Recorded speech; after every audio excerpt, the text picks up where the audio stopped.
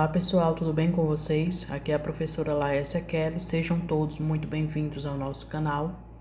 Primeiramente quero te agradecer por ter clicado nesse vídeo e convidar você a assisti-lo até o final. Nós vamos abordar a fermentação. A diferença básica da fermentação para a respiração aeróbica é que na fermentação a glicose, que é a principal fonte de energia para as células, ela é quebrada sem a presença do gás oxigênio.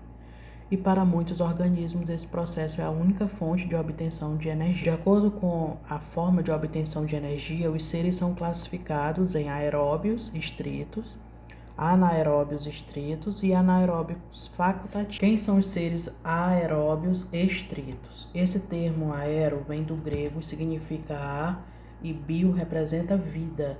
Então são seres que dependem do oxigênio para sobreviver e que morrem quando falta o oxigênio.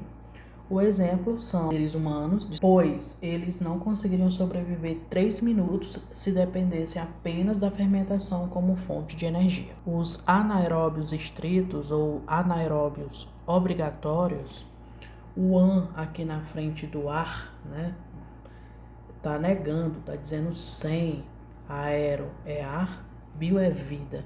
Então são seres vivos que não toleram o oxigênio. O oxigênio para eles se torna tóxico. Então eles só conseguem crescer e se reproduzir em ambientes sem o gás oxigênio. Um exemplo são as bactérias que causam o tétano e aquelas que causam o botulismo. Sobre essas bactérias do botulismo, Clostridium botulinum, elas podem crescer e se reproduzir em alimentos enlatados e em conservas que foram mal esterilizadas. Um sinal que indica a presença dessa bactéria é o do gás carbônico, como a lata está fechada, ou o recipiente está fechado, não tem como o gás fugir, então ele faz com que a tampa da lata fique estufada. É um perigo consumir esses alimentos, muitos deles, o aspecto da cor, do cheiro, se torna inalterados. Quando a pessoa ela consome, ela corre o risco de vida, pois afeta o músculo respiratório do diafragma. Então não se deve consumir alimentos ou com cheiro estranho ou com a lata que esteja em mau estado de conservação ou com a tampa estufada, porque corre o risco da presença dessas bactérias aí. E pessoas intoxicadas, elas precisam receber um tratamento imediato com soro antibotulínico e antibiótico. Os seres anaeróbios facultativos, tanto faz. Se tiver a presença do oxigênio, eles fazem a respiração aeróbia, e se não tiver o oxigênio, eles fazem um processo, só que é diferente de obtenção de energia, que é a fermentação.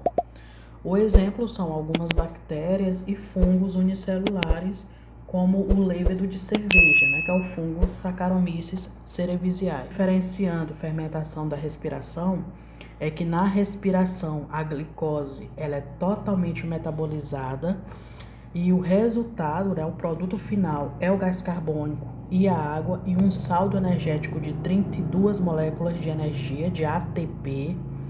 Já na fermentação, a glicose ela não é totalmente quebrada e há o desprendimento apenas de 2 moléculas de energia. Essas moléculas de energia nós chamamos de ATP, que é adenosina trifosfato.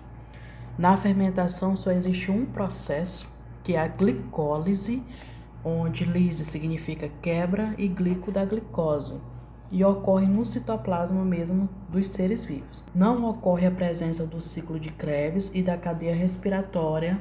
A fermentação ela pode ser lática ou alcoólica.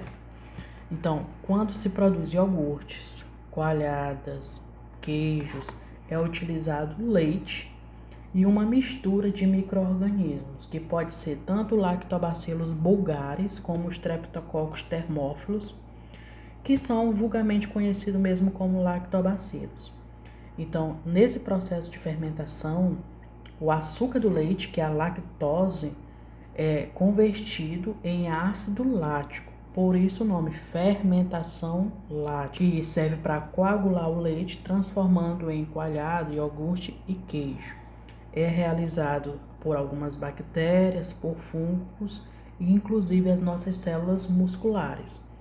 Então, quando exigimos demais algum esforço do músculo, como um exercício muscular muito rápido ou muito intenso, o oxigênio que chega ao músculo ele não é suficiente. E para continuar a contração muscular, o músculo ele realiza a fermentação, pegando a glicose que está acumulada e quebrando na ausência do oxigênio, liberando apenas 2 ATPs. E o saldo dessa fermentação é a produção de um ácido.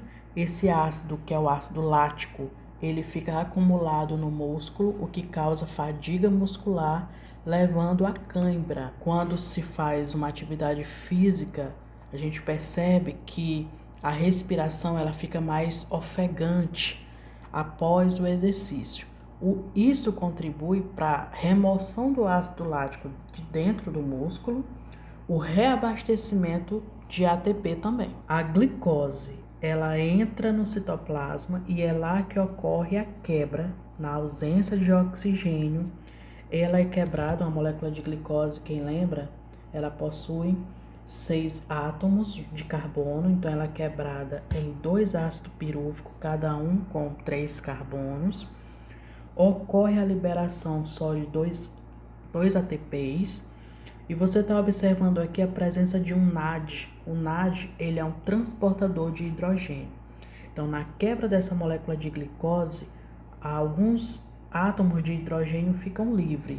E não pode acontecer isso dentro de célula, dentro da célula muscular, porque hidrogênios livres diminuem o pH do citoplasma, tornando o citoplasma ácido, causando inclusive a morte da célula. Então, o NAD, a finalidade dele é apenas de se ligar ao hidrogênio e transportar para que esse hidrogênio não fique livre. Esses ácidos pirúvicos serão convertidos em ácido lático. A diferença de uma molécula de ADP e uma de ATP. O ADP significa adenosina difosfato. Di representa 2 fosfatos. Adenina ligada a uma ribose e 2 fosfatos. Quando eu quero inserir um terceiro fosfato aqui, eu preciso primeiro introduzir a energia. Então é como se fosse um ADP, como se fosse uma bateria descarregada e eu quero carregar. Então, para carregar, eu tenho que fornecer energia. Quem fornece essa energia é a molécula de glicose. Então, a glicose fornece a sua energia, aí sim você tem a união de mais um fosfato. Aqui era 2, por isso ADP, e agora são 3. Nós temos o ATP, adenosina trifosfato. Tri vem de 3. Quando o ATP ele libera a sua energia para que a célula realize as atividades metabólicas, como produção de calor, contração muscular, o transporte ativo que gasta muita energia, síntese de substância, produção de organelas ou renovação de outras organelas, a molécula ela volta a se descarregar, então ela perde um grupo fosfato. Preciso de uma nova molécula de glicose para isso voltar, para restabelecer o ATP. A fermentação alcoólica ela é utilizada para a produção de bebidas, de pães, bolos, e etc. É realizada principalmente por fungos unicelulares, como o levedo de cerveja, também chamado de fermento, é o fungo Saccharomyces cerevisiae. O processo é o mesmo da fermentação lática. A glicose ela entra na célula e é na célula mesmo, a nível de citoplasma ou de hialoplasma, que a molécula ela se quebra em 2 ácidos pirúvicos, cada um contendo 3 carbonos. Esse ácido pirúvico, por sua vez, ele perde gás carbônico, se transformando em etanol, que é o álcool, tá? Também ocorre a formação de 2 ATPs, é o mesmo saldo da fermentação lática. Então, aqui a diferença é que ocorre a formação de álcool e gás carbônico e na fermentação lática ocorre a formação do ácido lático. Mas o saldo metabólico é o mesmo, de 2 moléculas de ATP. Esse gás carbônico que é produzido, ele pode ser mantido na bebida, como na cerveja ou nos espumantes. Essa fermentação ela também é utilizada para a produção do álcool como combustível.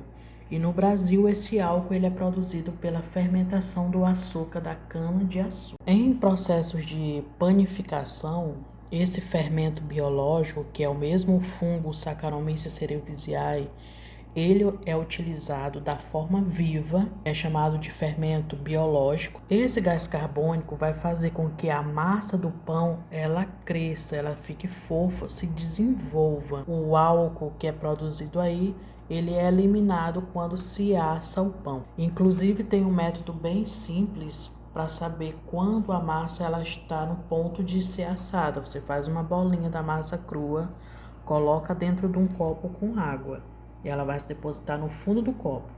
Quando essa massa ela começar a subir, o que significa que ela acumulou gás carbônico, significa também que o processo de fermentação ele se completou e está no ponto de assar a massa. Para aumentar o teor alcoólico de algumas bebidas, as fábricas eles fazem a destilação, que é a evaporação e a condensação várias vezes. Quanto mais é condensado, aumenta-se o teor de álcool na bebida. Então esse foi o nosso primeiro vídeo sobre os processos metabólicos. O nosso próximo vídeo vai ser sobre a respiração celular. Até lá, tchau, tchau.